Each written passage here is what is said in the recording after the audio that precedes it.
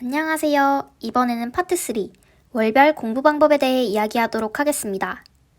저는 스터디를 많이 활용했는데요. 저한테는 개인 공부가 즉 스터디 공부였습니다. 추가로 필요한 공부가 있을 땐 그냥 스터디를 더 만들었어요. 제가 했던 스터디를 말씀드리겠습니다. 참고만 하시길 바랍니다. 스터디를 하지 않으실 계획이라면 이를 개인 공부로 바꾸어 하셔도 괜찮을 것 같습니다. 저는 1, 2월에 기본 이론 본 스터디를 4명이서 구성했어요. 그런데 코로나가 저희 지역에 심해지면서 전화 스터디밖에 할 수 없는 상황이 되었습니다.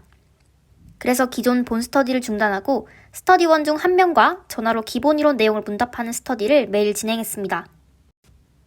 나중엔 대면 스터디로 바뀌었습니다. 기본 이론의 경우 이 1명과 9월까지 쭉 기본 이론만 수차례 반복하여 함께 왔습니다. 반복해서 보다 보니 달이 갈수록 스터디에서 묻는 내용이 다양화, 심화되는 것을 느낄 수 있었어요. 저는 이 스터디를 통해 기본 이론의 꼼꼼한 부분까지 놓치지 않고 모두 자신 있게 외울 수 있었습니다. 3월에도 이 스터디를 계속했습니다.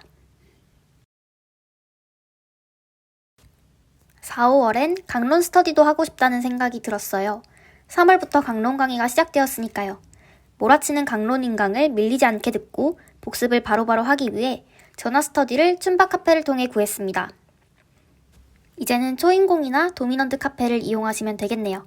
구체적으로는 인강이 월 목요일에 나온다면 화금은 백쌤 강의 내용, 수토는 굿쌤 강의 내용을 문답하는 식으로 아침 8시에 1시간씩 전화 스터디를 했습니다.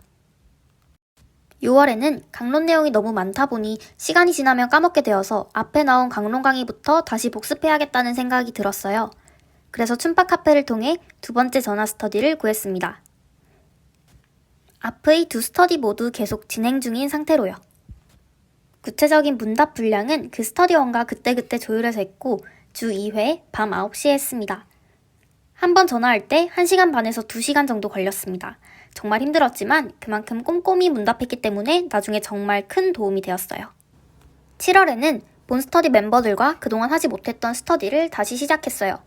구체적으로는 매번 랜덤으로 둘씩 나뉘어 강론 내용을 문답하는 방식으로 했습니다. 일주일에 2번 했고요. 이렇듯 저는 스터디를 여러 개 동시에 돌렸어요. 이렇게 진도가 다른 스터디를 여러 개 해서 좋았던 점은 계속해서 복습이 된다는 거였어요. 개인적으로 진도가 다른 스터디를 여러 개 하는 것을 정말 추천드립니다.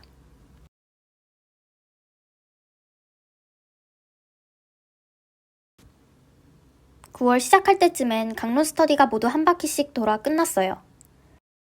이때부터 뽀개기 하는 사람들도 많은데 전 뽀개기는 하지 않았습니다.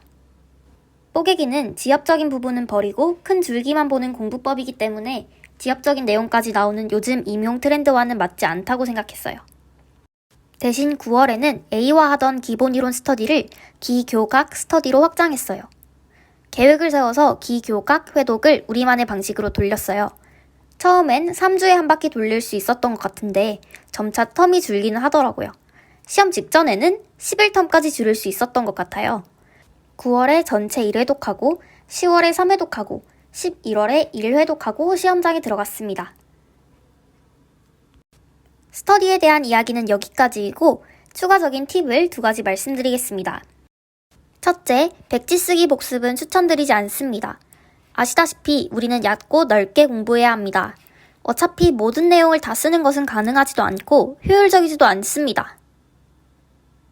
둘째, 스터디 시간은 최소화해야 합니다. 스터디는 어디까지나 내 공부를 위한 도구일 뿐이기 때문입니다. 혼자 공부하는 시간을 충분히 확보해야 하므로 스터디 시간은 아무리 길어도 2시간이 넘지 않도록 해야 합니다. 지금까지 월별 스터디 및 공부 방법을 살펴보았습니다. 남과 비교하지 않고 각자 자신의 상황에 맞추어 지혜롭게 공부하시면 좋을 것 같습니다. 영상은 여기까지입니다. 감사합니다.